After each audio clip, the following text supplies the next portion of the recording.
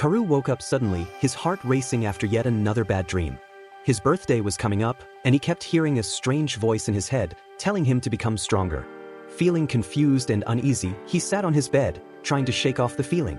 Just then, Anna walked in and saw the sweat on his face. She grabbed a cloth and tried to wipe it away, but Karu gently stopped her, saying he was fine. Anna looked at him carefully and asked if he had the same nightmare again. Karu nodded and said it was always the same. He was a hero fighting the demon lord. Anna smiled and reminded him that when he was little, he dreamed of becoming the village's savior. Karu dismissed it as a childish dream, but Anna asked if he had decided on his class yet, since adulthood was coming soon. Karu said he'd be happy with any strong class, but he promised never to forget how she had raised him like her own son. Later, Karu went to the farm to pick apples. While admiring the apples, the mysterious voice spoke again. It told him he could gain the sight of spirits, which would let him see the true essence of everything. Suddenly, the apple in his hand began changing, turning into a glowing red crystal. Before he could understand what was happening, his body moved on its own and led him deep into the forest. Confused and unable to control himself, he found himself by a glowing river. The water moved strangely, and a bright star spirit appeared. The spirit asked Karu what he wanted. Without thinking, Karu said he wanted the sight of spirits. The spirit recognized that his ancestors had once helped her kind and touched his eye. Karu's vision changed, and he could now see the spirit's powers. He was so overwhelmed that he collapsed, slipping into a trance. In the trance, he saw the demon lord fighting Flare, Blade, and Bullet. Karu watched from afar, knowing the others needed his healing. But when Flare got hurt and Blade asked him to help, Karu hesitated. He thought this might be his chance to escape their bullying. Instead of healing them, he used his new magic to strike down the demon lord. As the demon lord fell, Karu took a powerful jewel from him, planning to change the world. Flare, who had secretly held onto a healing elixir, stood up and clapped, revealing that Bullet and Blade were dead. Karu declared that he would start over and get revenge on those who had hurt him. When the trance ended, Karu woke up, remembering his past life as a healer. He realized the star spirit had given him the falcon's eye, which let him see the strength and power of others. A dark smile appeared on his face as he decided to get revenge on Flare, who had made his past life miserable. On his birthday, Karu's status was revealed. He was once again chosen as a hero and, like before, was given the healer class. Ready for the challenges ahead, he started taking small doses of narcotic plants to build up resistance, knowing his enemies might use them to weaken him. A few days later, Princess Flare arrived in town with her soldiers. The townspeople cheered, proud that Karu had been chosen as their hero. Flare, with her strong presence, told Karu she would guide him because of her experience. On the way to the imperial capital, Karu used his falcon's eye to study the soldiers. Most of them were weak, except for the commander, Leonard. As they got closer to the big city, Karu thought about its dark past, built on the suffering of demi-humans. Though he was angry, he hid his feelings and complimented Flare, praising her beauty and charm. He knew this was just the beginning of his plan for revenge. Inside the palace, Karu studied the king carefully. He realized it would be too dangerous to act on his revenge while the king was around. Luckily, Flare's younger sister, Norn, was also absent, so there were fewer obstacles in his way. The king looked over Karu's status and gave him the title Hanan of Recovery, the same title Karu had received in his past life. Karu humbly accepted the honor, and then he was given the task of healing the kingdom's legendary swordsman, who had lost an arm in a battle. That night, as Karu lay in his room thinking about the struggles of being a hero, a maid entered. She approached him, and before he could stop her, she started taking off her clothes. Shocked, Karu asked what she was doing. The maid nervously explained that she wanted to share strength with him, believing that being close to a hero could unlock hidden power in normal people. Although Karu was hesitant, he allowed her to go ahead, and over the next few nights, more maids came to him for the same reason. While they gained strength, Karu also found that he was becoming more skilled and gaining unexpected benefits from these encounters. A few days later, the legendary swordswoman arrived at the palace. She knelt before Karu and begged him to heal her. Karu agreed, but while using his magic, he unexpectedly saw her memories. The flood of images overwhelmed him, and he fainted. When he woke up, the swordswoman thanked him, but Karu was still shaken by what he had seen. As he recovered, Flare watched from a distance and murmured to her advisor that Karu was weak and worthless. She coldly ordered them to make him stronger by any means, even if it meant using drugs or brainwashing. Flare's hatred for Karu was clear as she insulted him before leaving. But Karu overheard her words and smiled. She was just as cruel and manipulative as she had been in his past life, and this only made him more determined to get his revenge.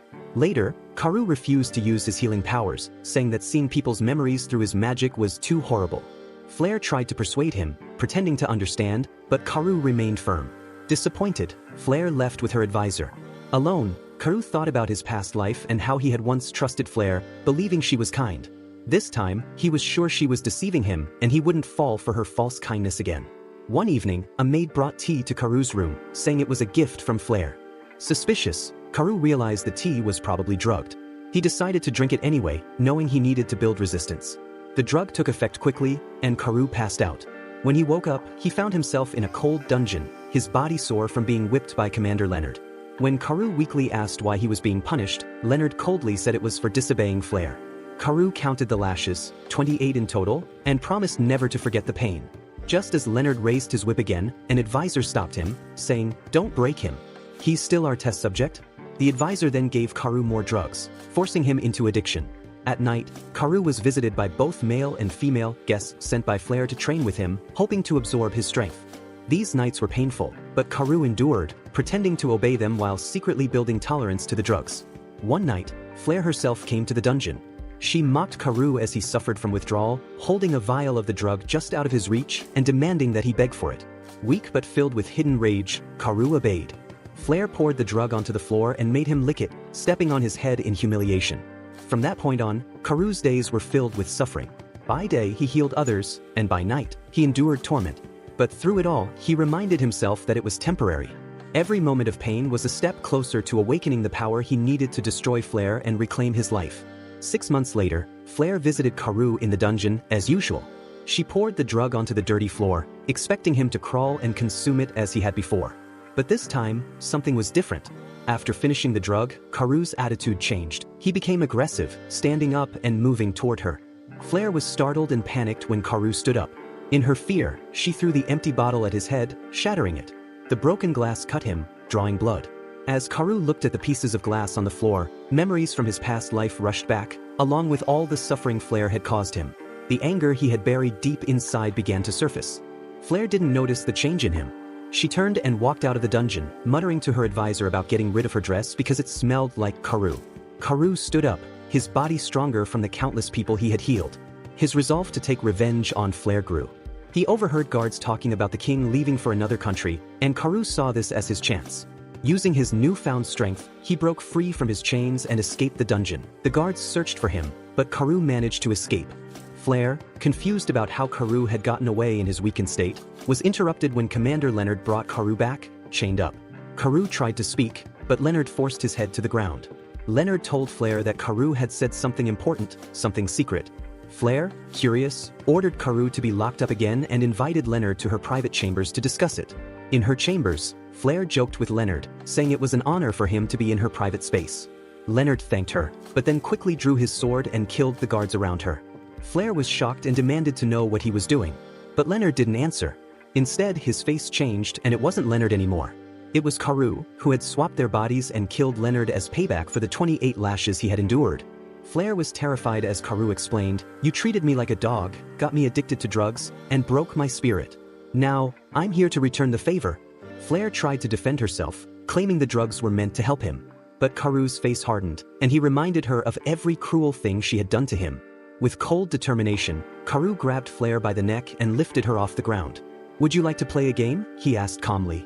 Flare struggled, gasping for air. Before she could answer, Karoo broke one of her fingers. She screamed, hoping someone would hear her, but no one came. "Feel the pain, Flare," Karoo said coldly. "This is just the beginning."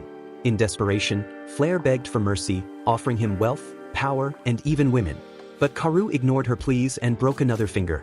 He then proposed a twisted challenge. "If you can endure this without screaming, you win. But if you can't, I win." Terrified, Flare tried to stay quiet, using her other hand to cover her body.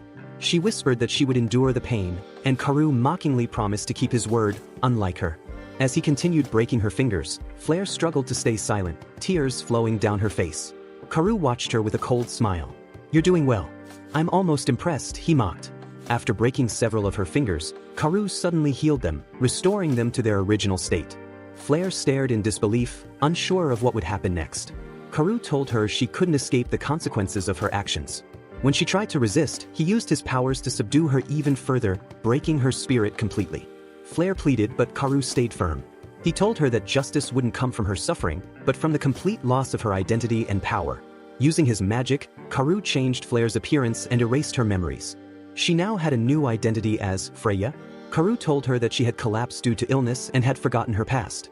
He told her they were close companions now, weaving a false story to create a new life for her. Freya, now unaware of her true identity, begins to trust Karu, believing the story he has woven for her.